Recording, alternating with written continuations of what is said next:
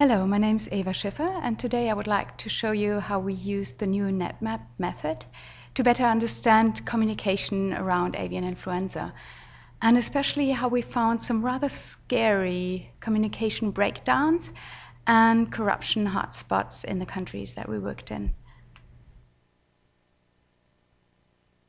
So when talking about avian influenza communication, we looked at what happened on the ground level in different African and Asian countries, and we wanted to know if there is a suspicious dead bird, how does the information about that move up the chain to the national and international bodies? And once the avian influenza is confirmed, how does the intervention go down to the farm or to the market or to the place where this death happens so that something can be done to avoid a catastrophe?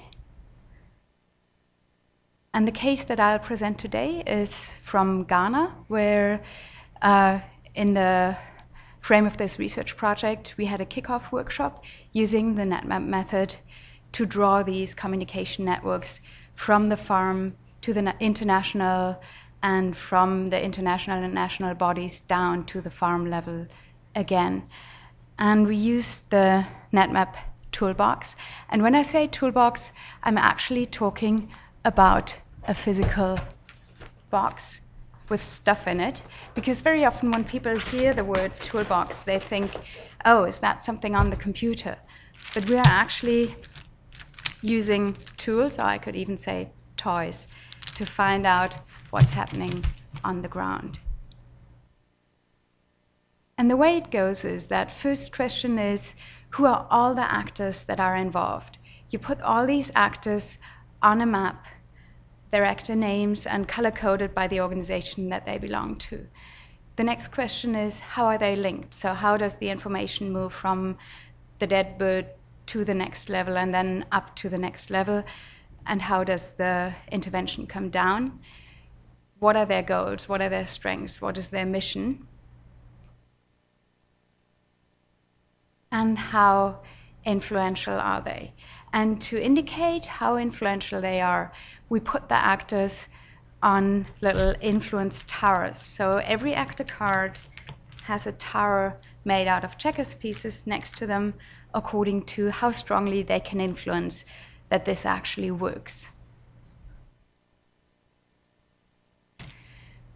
Now, in the case of Ghana, we drew this map. I computerized it so that it's easier to see.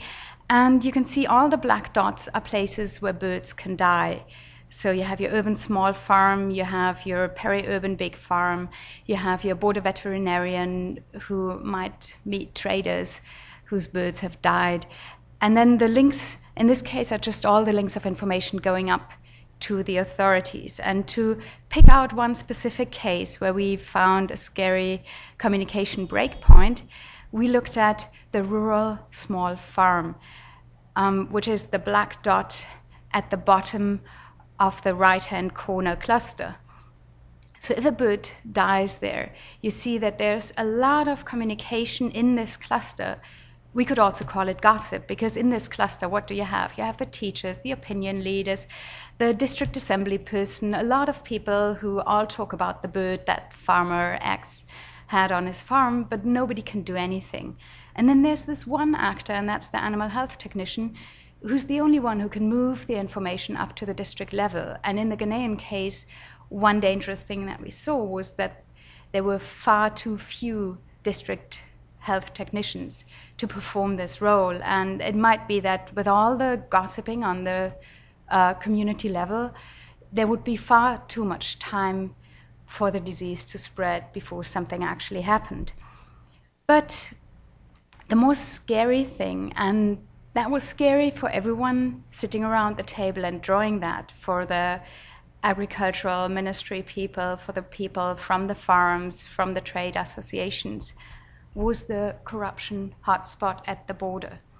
So I asked my interview partners, what do you think? Do the farmers have an incentive to bribe anyone? And they said, no, the compensation actually works pretty well, and because the farmers only get their money if government kills the birds, they actually want to report and they don't want to bribe anyone.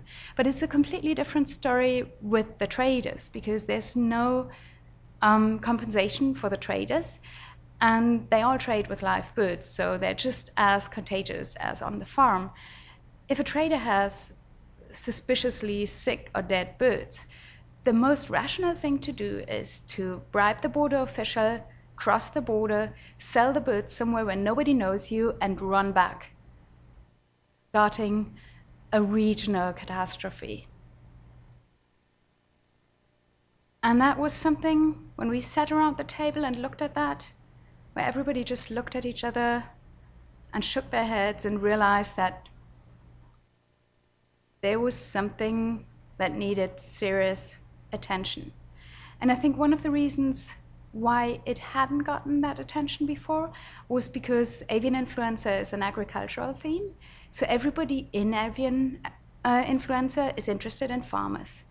And they didn't have any people interested in trade, people working with the markets, with the traders, in the teams working about avian influenza.